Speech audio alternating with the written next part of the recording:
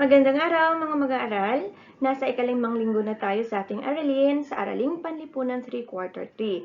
Sa linggong ito, layunin natin ay naipapakita sa iba't ibang sining ang pagmamalaki sa mga natatanging kaugalian, paniniwala at tradisyon ng iba't ibang lalawigan sa kinabibilangang rehiyon.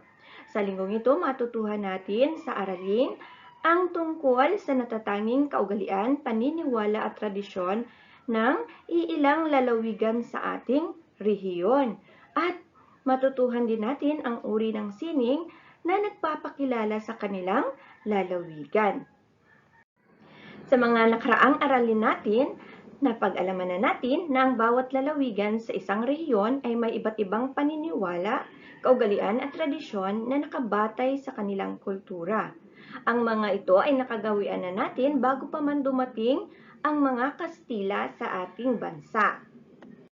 Bakit kaya mahalaga ang paniniwala, kaugalian at tradisyon? Mahalaga ang paniniwala, kaugalian at tradisyon sa isang lugar sapagkat ang kanilang kultura ang kumakatawan at sumasalamin sa yaman ng kanilang lugar.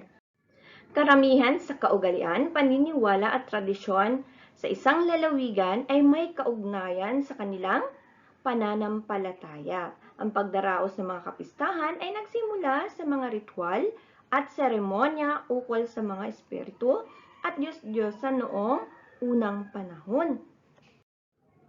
Tara, punta tayo sa lalawigan ng Quezon. Alamin natin kung ano kaya ang mga kaugalian, paniniwala at tradisyon na ginaganap sa lalawigan ng Quezon. Sa Lukban, Quezon, ang Pahiyas Festival ay ginaganap tuwing ika-15 ng Mayo. Ang salitang pahiyas ay nagmula sa salitang payas, na ang ibig sabihin ay pagdedekorasyon.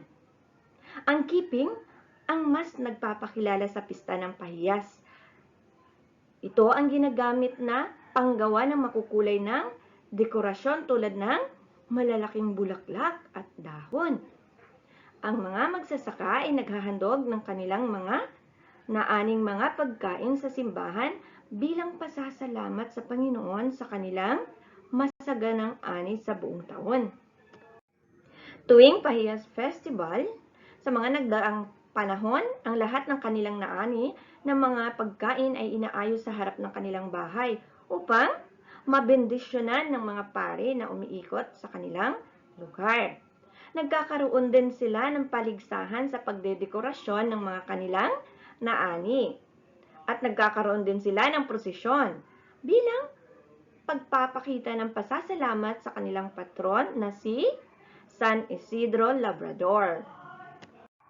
Isa pang masining na nagaganap sa lalawigan ng Quezon ay ang Nyug-Nyugan Festival. Ito ay naglalayong ipakita ang puno ang buhay na naging pangunahing mapagkukunan ng kita ng karamihan sa mga taga-Quezon noong unang bahagi ng siglo.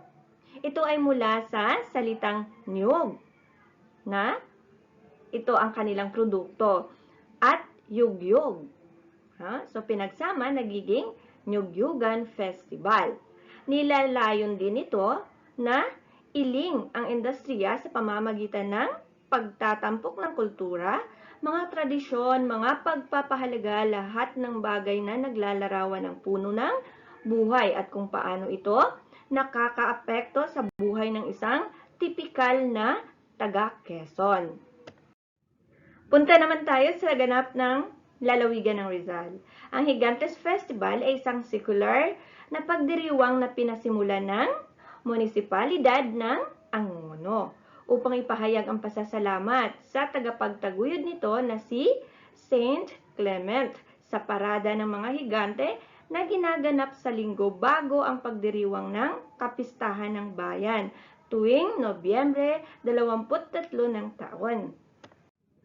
Batay sa kwentong bayan ng Angono, ang higante ay ginamit bilang simbolo ng protesta ng agraryo sa panahon ng papaliit na kolonya ng Espanya noong ang Angono ay isang hacienda o isang malaking lagay ng mga lupa.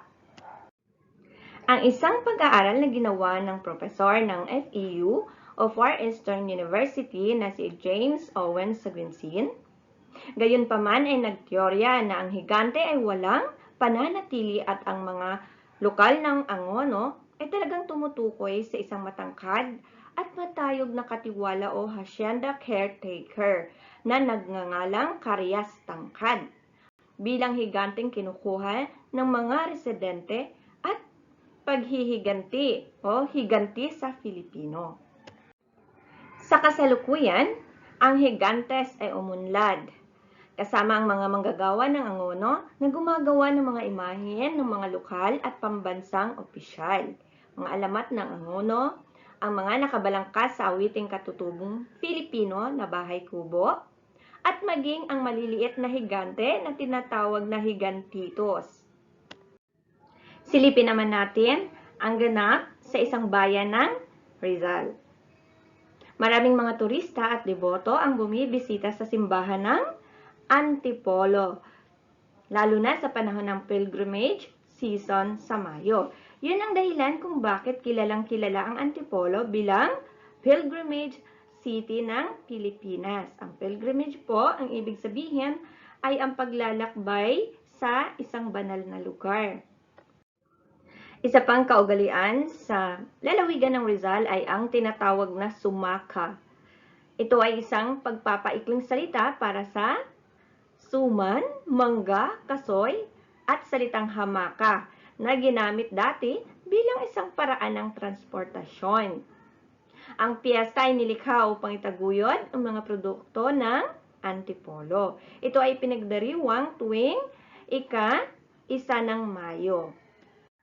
Ang pagdiriwang ay may iba't ibang aktibidad, katulad ng alay lakad. Ito ay ang pagbubukas ng festival. Meron din silang ginaganap na pageant sa kagandahan, sayawan sa kalye at iba't ibang mga pagtatanghal mula sa ilang residente ng Antipolo. Isinaayos ang pagdiriwang upang makilala ang itim na Nazareno na dinadala sa Antipolo Cathedral. Ang pagdiriwang ay nagbibigay libangan sa mga tao at sila ay nagiging mas pamilyar sa lungsod. Ngayon po ay suriin ko kung kayo ba ay may natutunan sa inyong pakikinig at panunood. Bigkasin nyo lamang ang salitang tama o mali pagkatapos ng aking binasang pahayag. Una, karamihan sa kaugalian, paniniwala at tradisyong ito ay walang kaugnayan sa kanilang pananampalataya. Pangalawa, ang salitang pahiyas ay nagmula sa salitang payas na ang ibig sabihin ay pagdedekorasyon. Pangatlo, ang bawat lalawigan sa ating rehiyon ay may kani-kanyang mga kaugalian, paniniwala at tradisyon. Pang-apat, ang sumaka ay isang pagpapaikling salita para sa salitang suman, mangga, kasoy at hamaka. Panglima, Niyuyugan Festival ay naglalayong ipakita ang puno, ang buhay, na naging pangunahing mapagkukunan ng kita ng karamihan sa mga taga-Quezon noong unang bahagi ng siglo. Tandaan niyo pa ba ang inyong binigkas na sagot sa bawat bilang? Okay, ngayon po, i-check natin kung ang inyong isinagot ay tugma sa mga isinagot dito, kayo po ay tama.